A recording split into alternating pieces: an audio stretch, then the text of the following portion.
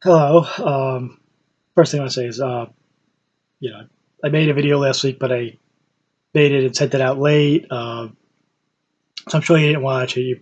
You probably never even opened up the email with the link because it was probably after you made the video. But so I just want to say, I'm sorry, Aaron, for your lump and what you're going through, and I wish you the best of luck with your surgery. Also in the link, though, you, well, when you did the Ghostbusters one, you talked about doing it because you really didn't have forum to discuss your own opinion. Uh, but with Game of Thrones, I know you have Watching Thrones, so I didn't think you would make this video, or else I would have put this in the email with the link. But I put in something because I had no one to talk about. I just wanted to put out there somewhere. I don't know if you care or not, but something about the finale, which we'll get into in a minute. So yes, there will be spoilers in this. Uh, but then I hadn't heard anyone mention. So, but it'd be a relative newcomer to Game of Thrones. I had, I guess I first heard of it during season one. Uh, Someone I used to work with who we watched a lot of the same TV shows. You know, we like to talk about this stuff, and he was the first one to tell me about it. How he thought I'd like it, and he said he even started reading the books afterwards. And he's like, I remember him telling me. There's a lot of sex and violence, man. Because I thought it was just because on HBO, but then I read the books, and he's like, it might even be worse than them. And then I actually heard it, heard about it. My mother mentioned it, and she also started reading the books. So if you wonder where I got my geeky gene from, uh, uh, but she's not. She's someone who's a little harder to talk to about stuff like this. That's why I said no one to talk to. She won't like watch the after shows and recap shows and stuff like that. Yeah, but so I didn't have HBO though, so I managed to catch like first half of the first season. I'd honestly I had trouble getting into it, uh, but finally this year, between getting rid of cable TV, which left me a little extra money, and then HBO Now coming out, I, I got it and started watching it like just right after the season started. So I managed to watch basically 6 seasons in about 2 months. The problem with watching a show like this after the fact and in such a short time, a couple problems. First is some things that were supposed to be surprises weren't huge surprises because you hear stuff. You know, I said spoilers, right? You know, I had heard Ned Stark died. I actually thought it was later on in the series, but I wasn't because I heard I wasn't surprised when it happened, and when it was going down, I started to wonder if I was wrong about when it happened, which obviously I was. I was going to be the time it happened. I heard about the Red Wedding, you know, something where a lot of people died, and a lot of fans were upset, which lead me to believe that there were characters people liked. Although this is one where I kind of screwed myself because at the time it was leading up to the Joffrey and Marjorie wedding, so I kind of assumed that's when it was going to be, and then I put on an episode, and there's Arya, and she's hearing, everyone's dead, the Starks are dead, you know, Bob Stark, and I was going to write down the names. I always forget the names. The mother, who I'll remember later. Uh, you know, and I was a little confused. I'm waiting for a flashback, and I realized that the previous episode, for whatever reason, I had stopped watching halfway through and was going to come back and forgot, so I kind of spoiled that one myself. Uh, and then, you know, last year, seeing a lot of Jon Snow Lives stuff and Jon Snow Lives T-shirts, I jumped to the conclusion that he had died and came back.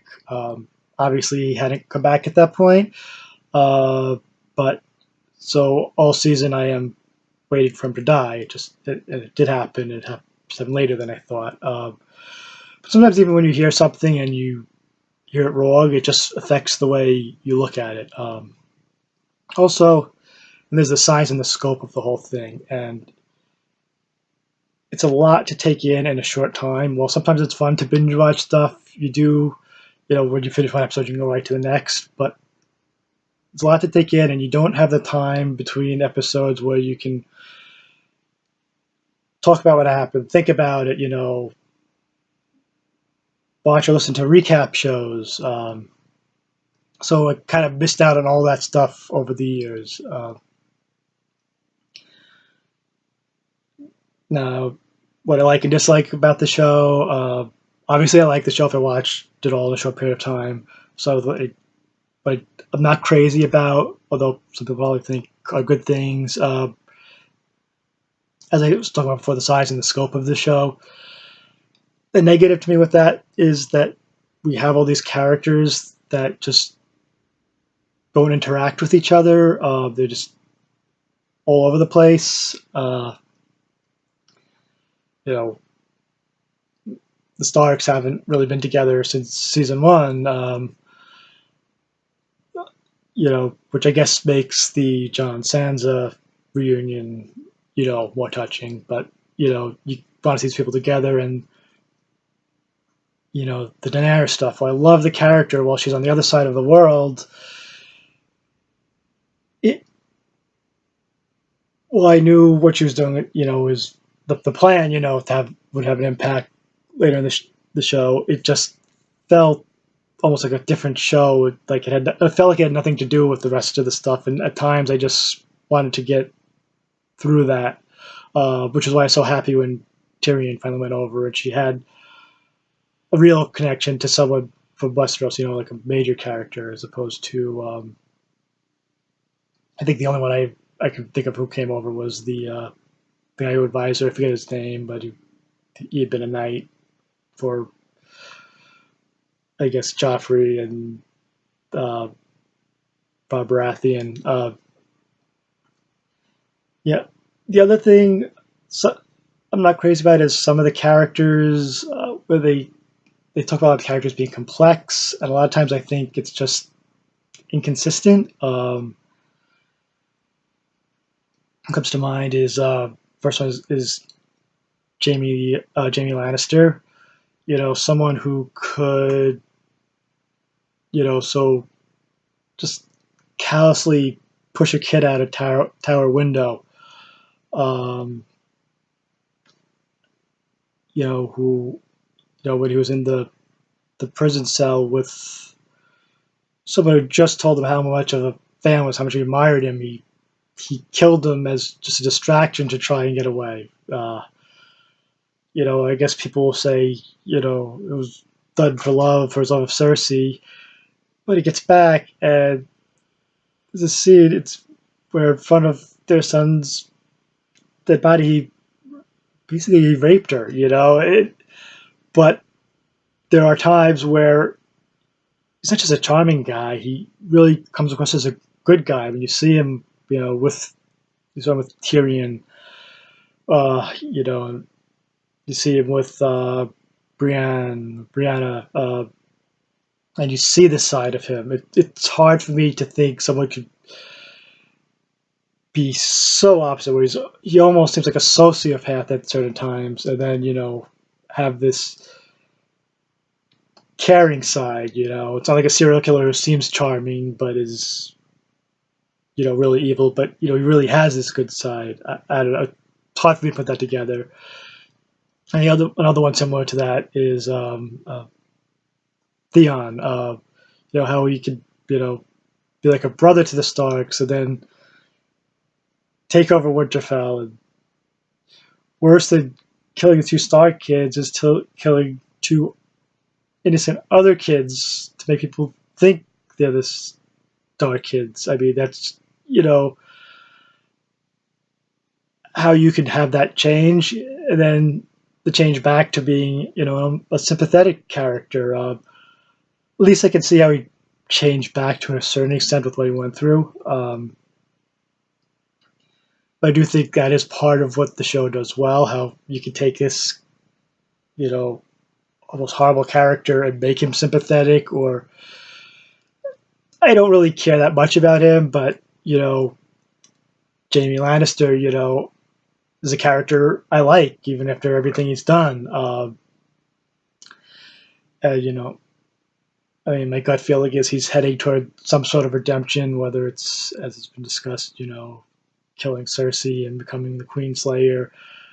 I could see him, you know, somehow at the end of the show sacrificing himself, maybe to save Brandon Stark. You know, I figure that would be, you know, come full circle. Uh, you know, even you know, I think about the death scene of Podor. You know, more of a minor character. Didn't, you know, I liked him. I didn't think much about him, but you know, that, you know, way tug at, that's like that could tug at your heartstrings. You know, and you know, I like these shows where you can discuss it and talk about it. You know, where they're willing to kill off people like this, because not that I want to say the characters die, but when someone's in danger, you realize it's a possibility. You know, and a couple of characters that I happen to love, and to me, they, to an extent, embody geeks or nerds. You know, the first one would be Tyrion. You know, who's, you know, kind of this outsider misfit. You know, he's an imp. His father and sister hate him. You know, they blame him for his mother's death. You know, he was pretty, seems like he's pretty much getting through life using his family's money. You know, but getting through life drinking and whoring his way around.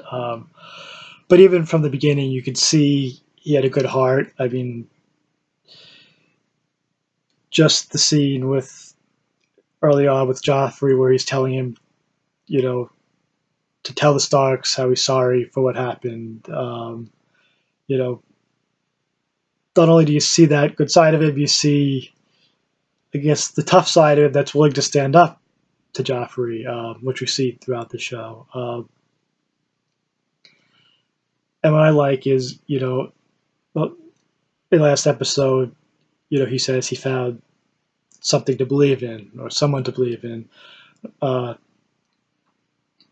but I kind of feel like he found his calling when he became Hand of the King.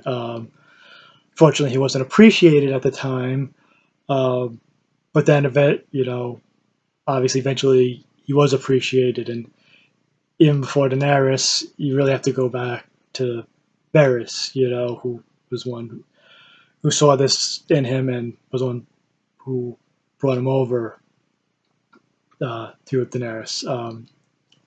Another character I love is Arya Stark. Because I mean, she's someone who doesn't want to be what society uh, expects her to be.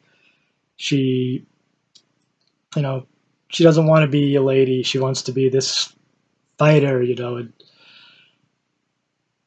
you know, we kind of see her learning all the time. I mean, obviously, you know, the dancing lessons early on, but even beyond that, when you just see her taking things in, when she is, you know, being a servant for Tywin Lannister, you know, picking up things from the Hound. This is why, well, I know a lot of people had issues with her current storyline, and she did a lot of things that didn't quite make sense. I guess I just looked at that as, you know, what happens in entertainment, TVs and movies. It was, to me, it was no dumber than, you know, Recon not zigzagging, as I said, or I even thought, you know, they seem to be shooting the arrows up in the air. He probably could have just walked backwards and by sort of coming stepped out of the way. You know, Sansa not telling Jon she had this other army, which cost lots of lives. Riven, I don't know if I've heard this mentioned anywhere. I always thought Ramsay. It always seemed like he outsmarted Jon, but I was thinking, why would he even go into that battle when he has Winterfell? Make them come there as opposed to fighting him out in the open. If they had stayed at Winterfell and used the walls of that to protect them, maybe they win. Uh, yeah, but then so for me, the other thing was her just more learning, and you could obviously through her being becoming a faceless person. We I also we knew she never wanted to. She really never wanted to be no one. By the fact that when she threw away her clothes, she didn't throw away Needle. So for me, when she had that scene where obviously she was stabbed and she defeated the Waif. Me, that was kind of like the culmination of all her training, from all different places. That here she is with a stab wound, facing someone who was beating her down over and over again. I will admit was a little disappointed. I thought there was going to be more to it than that. I thought it was more tough love than that she just hated Arya. Um, and when she gets back there and we see the Waif's face on the wall or the pillar, and Chakun says, oh, "You truly are no one." Although I'm not 100% sure how killing someone makes you no one, but she's like, "No, Arya Stark." To me, that was her, Luke Skywalker in Return of the Jedi moment of throwing the lightsaber down. I'm a Jedi like my father before me. Work out a little differently, but it kind of had that feeling. And then one of my favorite scenes of the whole show was when she pulled off the face in the finale to Walter Frey. I just had a smile on my face. Although she did, the look on her face at the very end did scare me a little, but and because I always felt in some ways her story was similar to Sansa's, where they both seemed to be prisoners of people a lot. But I always felt Sansa kind of boring. She was kind of like your typical damsel in distress until this season, where she finally got some fight in her. But I felt Arya always had that fight. So, I was going to get into about the finale that I didn't hear anyone say was, the revelation of Jon Snow's mother, parents. Because I've seen a few places they say Jon Snow's mother or sometimes parents revealed or even confirmed. Because I guess this rumor about uh, Lyanna Stark actually being the mother and being Lyanna Stark and Rhaegar Targaryen's kid. I guess this rumor has been going on for a while. First, as to the Rhaegar part, they never even mentioned him, so I'm surprised people saying that's confirmed.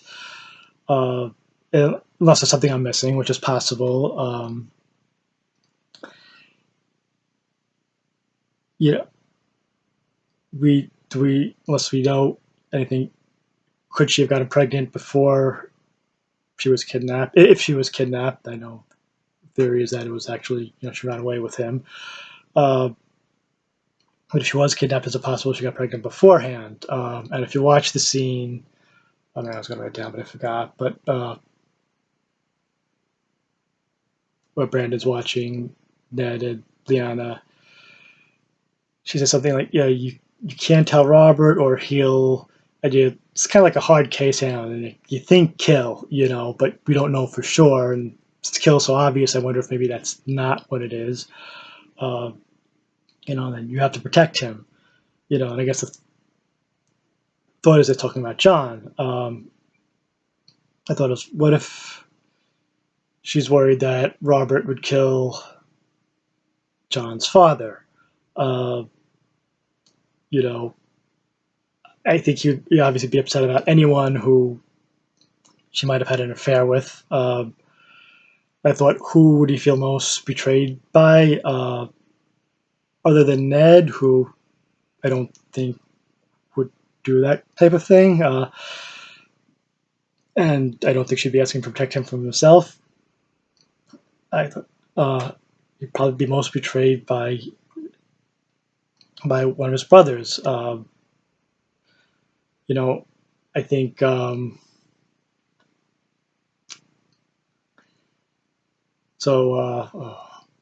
should have written down names, but the one brother we'll kind of rule out because Anna doesn't seem like his type, unless he goes both ways. I don't know. But I thought about Stannis. Not that they're really close, but I think you'd still feel betrayed if your brother did something. I thought, could this have played into the decision where Ned felt he had to back Stannis's claim to the throne after Robert died, and finding out that Robert's kids weren't his. Also, the fact that Melisandre, she believed Stannis was this chosen one. I don't remember exactly how she described it, but and I wondered if is it possible these visions kind of got somewhat mixed up. She was actually seeing John when she saw, but she thought she saw Stannis because if they were father and son, she could have mixed them up together. The other thing I thought was, since we don't know what kill, could the father have been Robert, since they were supposed to be married? And I can't quite come up with the reason why, but maybe she felt that John would be in danger as his son, whether it's being the king's son, or Robert didn't seem to be the greatest father. What I thought about with both of these is you also be, you would still then, both being Baratheons, he would have, that would be another reason why maybe Melisandre mixed up the vision. It'd still be Baratheon blood. But as a son of either one of them, he has at least some sort of claim to the Iron Throne. And by not being a Targaryen, I think that, he could possibly be the mate that Daenerys is looking for.